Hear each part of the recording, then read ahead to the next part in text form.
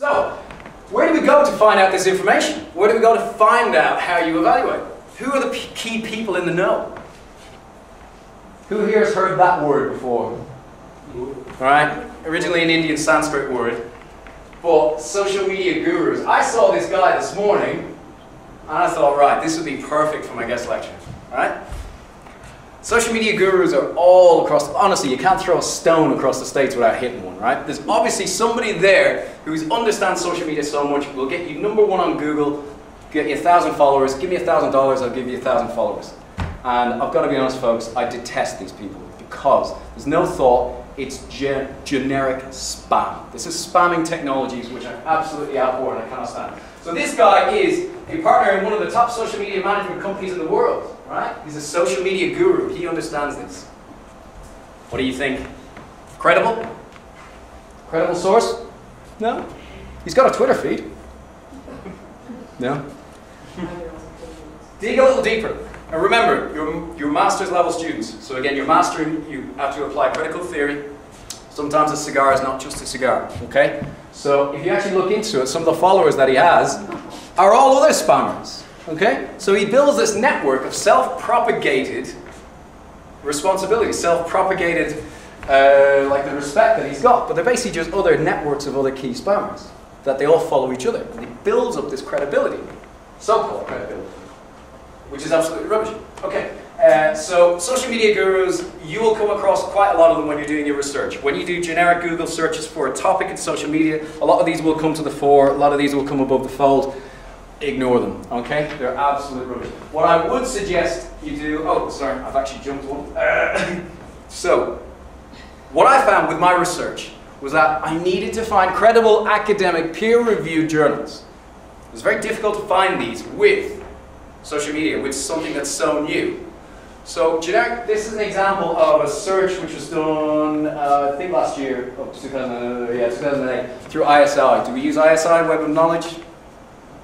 Again, a key tool, I would highly recommend you use ISI. What you do is you enter in an author, you'll see the citation map. It'll create this fantastic map where one author will have been cited by some guy 25 times. You can see the other citations. Great way of searching literature, great way of starting your dissertation, okay? So ISI, I'll put that on the Mendeley folder if you need. So what I did was I looked at the ABS, which is the Association of Business Schools, and I looked at their rating. If you check out the ABS webpage, they've got a listing of the different journals. They give them a rating out of 4, the star impact. Okay, so generally what I found when I was searching for articles was that generally you get, right, okay, the impact is 1.5, communications in the ACM, this is a journal, not the best. Okay, we've got IE Micro, there's loads of stuff on social in there, but again, not rated, okay? So we need something peer-reviewed, but this stuff wasn't coming up. Journal of Marketing, obviously, 4.8, this is massive. It's the top-line journal that you should be paying attention to. There's another one, the Journal of Interactive Marketing. Now this is quite interesting. So I found 5 papers from there, but again the rating is quite low. So do you understand, this rating works upon a peer-reviewed system where they judge how credible this academic paper is, how credible this academic journal is.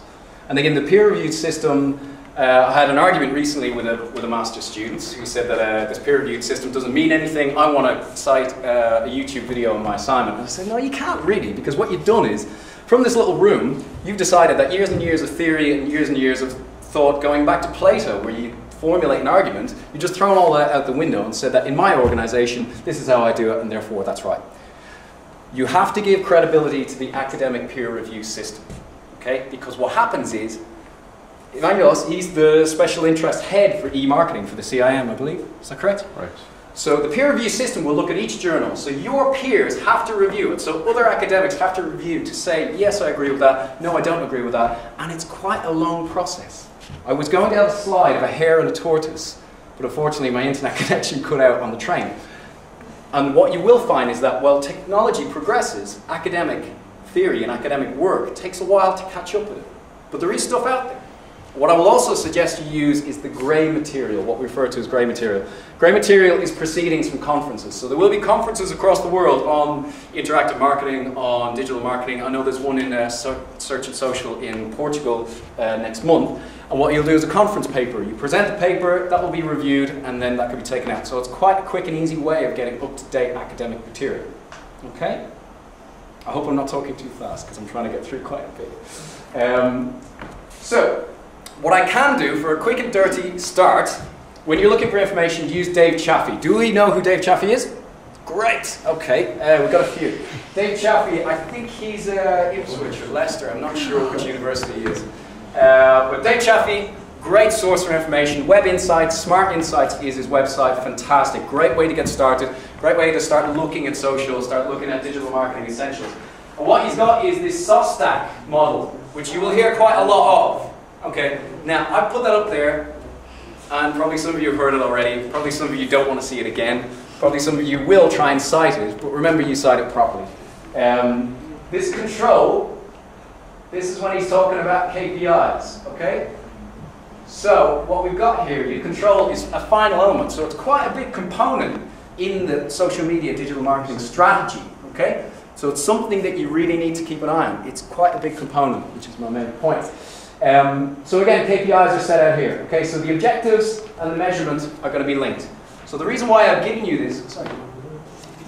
Okay, so at the end of this, I want your grid to represent what I've done, set out your KPIs, and then I've used a couple of tools which are my lecture material, my 2 exercises which we're going to do, and then the measurement of the KPIs. How are you going to measure these? Because the KPIs need to report back to the objective, okay? So there's a clear and inextricable link across these two. And that's kind of the vacuum. That's the area where my research sits.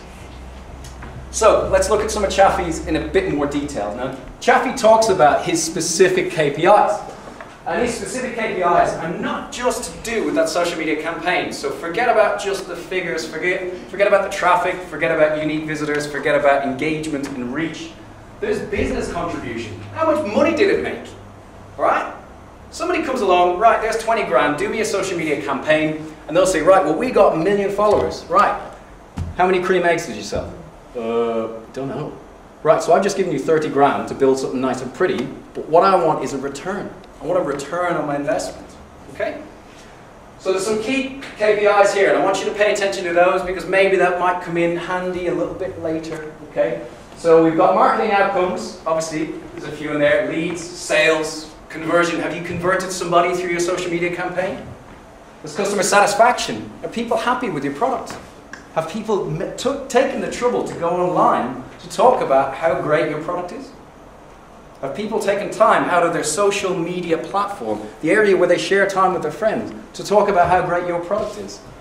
This kind of brand evangelism is something which is gold dust, absolute gold dust, okay? So, consumer behavior, we look at web analytics, we look at analytics behind the site, we look at analytics within the page on Facebook, we look at the behavior of the video that you put out, okay? And then on-site promotion, have they referred it, have they talked to somebody else, have they sent it in an email? These are KPIs which you're going to have to consider for an exercise which is coming up very soon. So, let's look at some old school stuff, alright? And hopefully we can recognize a few of these. So this is according to Chris Phil, Marketing Communications book, which is fantastic. You need to read that if you need to know anything about evaluation. And then another one is Picton and Broderick. Picton and Broderick do integrated marketing communications. Again, a seminal work, but it's something that you really need to pay attention to. So in the olden days, think of Mad Men, right? Okay. Well, minus the cigarette and the scotch. But in Mad Men, you used to do pre-testing. You used to stick people in a room. Look at that ad. What do you think? You used to stick a poster in the room. What do you think? How do you... So the way that they evaluated is they did pre-testing. Okay? Consumer juries. Put people in a room. Would you buy this? Would you buy that? Okay. Sounds easy, does it? It's quite labor, quite resource intensive. So mid-testing. They had people currently watching an ad, watching an advertisement. They used to check for pupil dilation. Okay? Have you seen these heat maps before? Yeah? Okay. So eye tracking, galvanic skin responses. Right? Do you understand that? Little patches here to test. Does the hair stand up? Right? Fantastic stuff. Straight out of sci-fi and written in the 50s. Right? This is what we're going to do. Tachyoscopes. Anybody know what that means? Alright, try electrosonograph. It's electroencephalographs. Oh, that's easy. That's easy. Okay, what's that? For the head.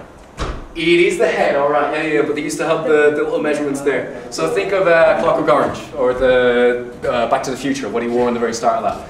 Okay, so measuring someone's head to see an ad on TV. Pretty crazy, isn't it? Are we going to do that for our website? All right.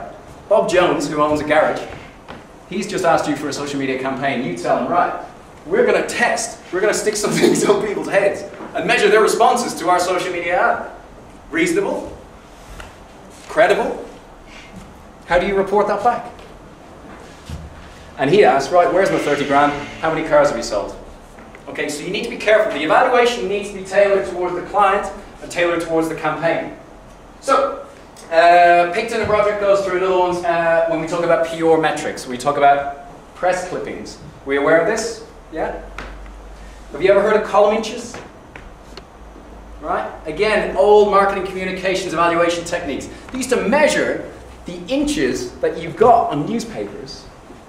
And if your product got that much coverage, they'd take that press clipping because it was about your product, it was about your company, that would add up to your press clippings. And the metric they used was to measure it with a ruler and say, this is how many inches we've got. Because that was a measure. Because if you got a wider column, or if you got a longer column, you got more coverage, and therefore, that's the evaluation of our campaign. Thank you very much. Applicable now? To some extent. I think so. I think there is an element of it. I think there's an element of it. When you get into comments, you know, but again, you're not looking at the semantics. At least in the charging parts.